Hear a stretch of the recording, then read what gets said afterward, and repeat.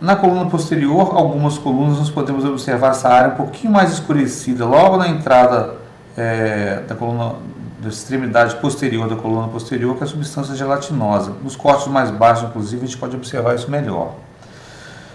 Nem sempre é possível observar isso nos cortes mais altos. O H medular, ele é constituído por neurônios motores e sensitivos de função visceral, também está presente em toda a extensão da medula. Na verdade, é a parte, se a gente comparar o H medular à letra H, é aquela parte horizontal, corresponde àquela parte horizontal da letra H.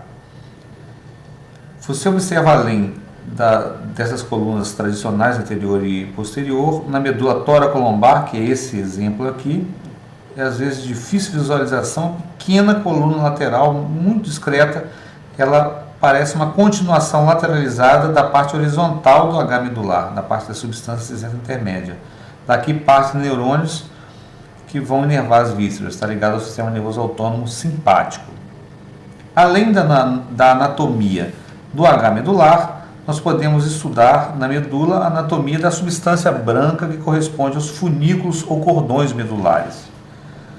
Nós temos de cada lado 3 funículos, o funículo anterior, o funículo lateral e o funículo posterior. Isso tem de um lado e tem do outro. São funículos, portanto, simétricos.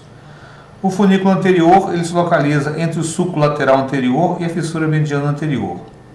O funículo lateral entre os dois sulcos laterais e o funículo posterior entre o sulco mediano posterior e o sulco lateral posterior. Aqui cabe uma observação para o estudo das peças anatômicas tradicionais.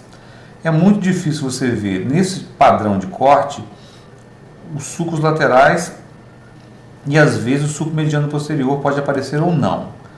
Posterior, como no caso da medula torácica ou às vezes na medula cervical, você observa essa reentrância com um pequeno septo mediano posterior. Ele está diametralmente oposto à fissura mediana anterior.